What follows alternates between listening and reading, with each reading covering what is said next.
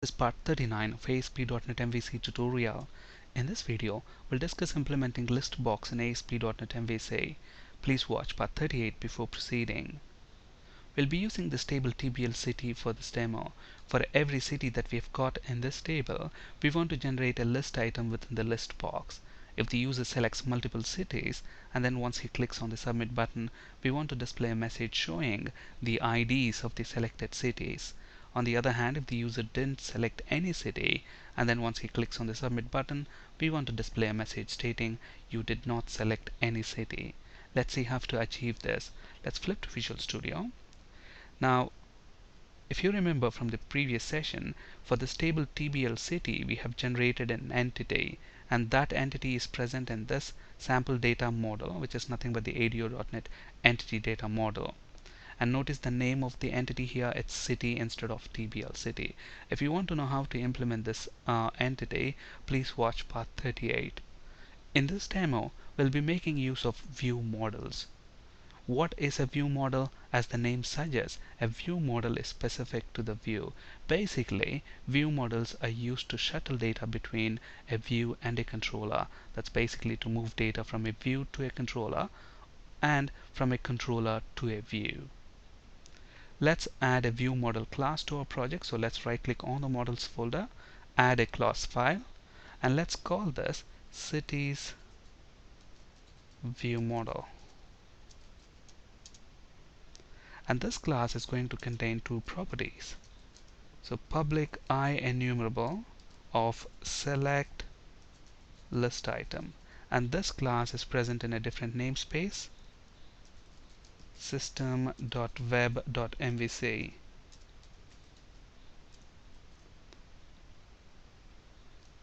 So the name of the property is going to be cities, and this is going to be an auto-implemented property. So this property is going to contain the cities that we want to display within the list box. Now, what is a list box? It's a collection of list item objects. So this property is nothing but an IEnumerable of select list item objects. Alright, and then we're going to have another property, but this one is going to be of type IEnumerable of string, and the name of the property is going to be selected cities. Again, auto-implemented property, and this property is basically used to receive the cities, the IDs of the cities that the user has selected within the list box. Okay, so a very simple view model class with two public properties. Now let's implement the index action within the home controller. Now first of all, let's build our solution so that this view model class is compiled. Let's flip to the home controller, and this view model class is residing in this MVC demo.models namespace. Since we want to use this view model class within the home controller, let's go ahead and include this namespace. And then, if you remember from part 38, within this ADO.NET entity data model, we have sample DB context class. So let's go ahead and create an instance of that. And this class has cities property, which is going to retrieve all the cities from this table TBL city. So now we are going to create an instance of select list item. So list of select list item, let's call this list select list item.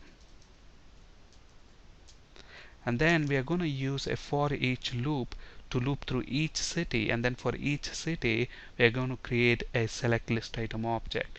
So for each city, in how do I get hold of the cities? db.cities property would give us all the cities. So for each city in this collection, we want to create an instance of select list item object. So select list item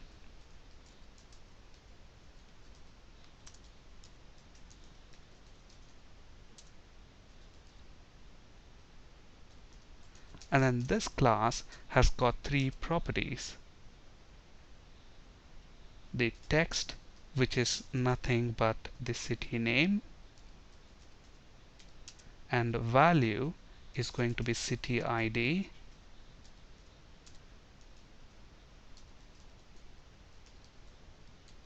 and finally whether if that select item should be selected or not within that list box.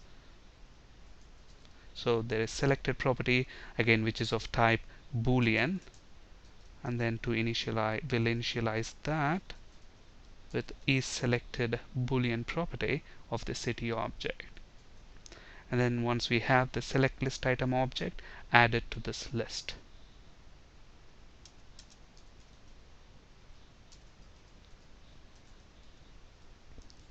Okay,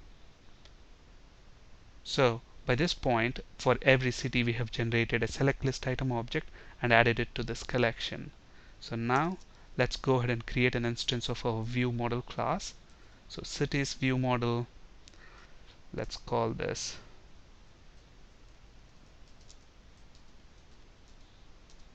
cities view model is equal to new cities view model, and then we are going to initialize the cities property. And if you remember how, what is the type of the cities property? IEnumerable of select list item objects, and we have here a list of select list item objects, so we are going to set that as the value for the cities property,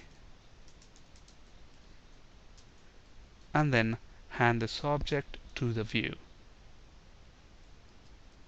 Okay, so this is the index action method that is going to respond to the HTTP GET operation. So let's decorate this with HTTP GET attribute, and then let's implement our index view. So let's right click on the index action, select add view from the context menu. The name of the view is going to be index. We're going to make use of Razor View Engine, create a strongly typed view against our view model class, which is nothing but cities view model. And let's select empty as the scaffold template because we are going to write the HTML that's required, and then click add. So this should generate the index view within the home folder.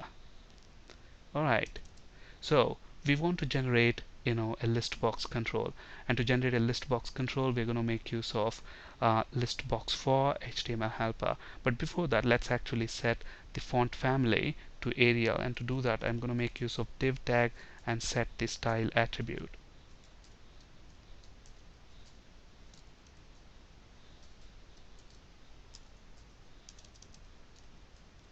And notice this, for this view the model object is nothing but cities view model, and this object has got cities property, which is nothing but a collection of select list item objects.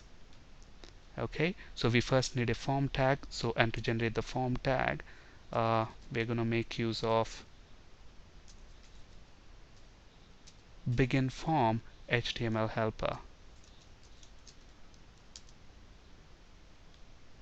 and then we're going to make use of this list box for HTML helper to generate a list box. And then the first parameter for this helper is going to be a link expression x, such that x dot, and if you remember, this model object has got the selected cities property, so that is going to be our first parameter.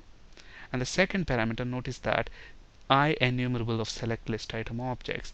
And where do we have this IEnumerable of select list item objects? Within this model object there is a property called cities, which is nothing but IEnumerable of select list item objects. So model dot cities, that's it. And then we want an HTML break and then a submit button. So input type is equal to submit, and value is also going to be submit.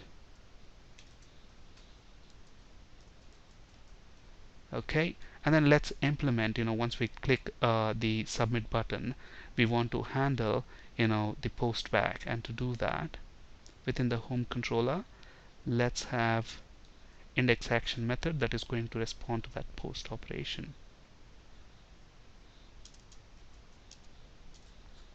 So let's decorate this with HTTP post attribute,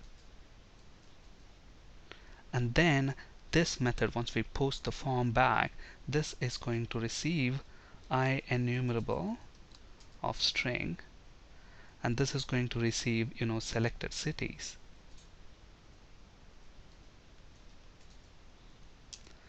if the selected cities, if that is null, then we know the user did not select any city. In that case, we want to return a string back. So that let's make the return type string, because we just want to return a string like this. So if selected cities is null, then what we want to return, you did not select any city. Else, if it is not null, then we know the user has selected at least one city, in which case we want to return the IDs of the selected cities. Okay, so we're going to make use of string builder class, and that class is present in system.text namespace. So let's include that, and then let's create an instance of string builder class.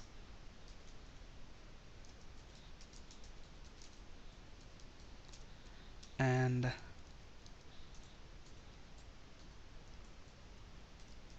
let's append whatever cities you have selected. So you selected, and then look at this. The selected cities, it's nothing but it's an enumerable of string, meaning a collection of strings. And then if you look at the message we want, you selected, and then a comma separated list, which is nothing but the IDs of the selected cities. So this property is going to receive the IDs of the selected cities. All we need to do right now is to append a comma for each city ID within this collection. And to do that, the string class has got a function called join. So we want to join, what is the separator that we want within the string? Comma. So the separator here, so if you look at this join function, the separator is going to be the comma, and then we pass our collection, the city ID values as the second parameter. So for each city, it's going to separate. For each city ID, it's going to append a comma. That's it. And finally, we return the string builder after converting it to the string. That's it. With all these changes, let's actually run this and see if it works as expected. So when the form renders, for every city, it has to basically render a list item. So notice that we have London, New York City, Mumbai, all the cities there basically. So let's select London and Sydney, submit, and notice that you selected 1 and 3. On the other hand, if we don't select any city, submit, look at the message, you did not select any city. Now look at the list box. At the moment 1, 2, 3, and 4. 4 list items are displayed within the list box. And then we have a scroll bar here. Now let's say I want all the 6 items to be displayed within the list box, and I don't want the scroll bar. How can you set how many items you want to be displayed within the list box? You can pass that as an HTML attribute. So let's stop debugging, and then if you notice this list box for HTML helper, there is this third parameter, which is nothing but the HTML attributes. So I can pass the HTML attributes as anonymous type, and the attribute that we are looking for here is size. So I'm setting the size to 6. So with this change, let's actually run this. And look at that, there's no scroll bar now, and all the list items within that list box are visible. Now if you want to select multiple items within the list box, hold down the control key. Submit, look at that, the IDs of the 3 selected cities. On this slide you can find resources for ASP.NET, C# and SQL Server interview questions. That's it for today. Thank you for listening. Have a great day.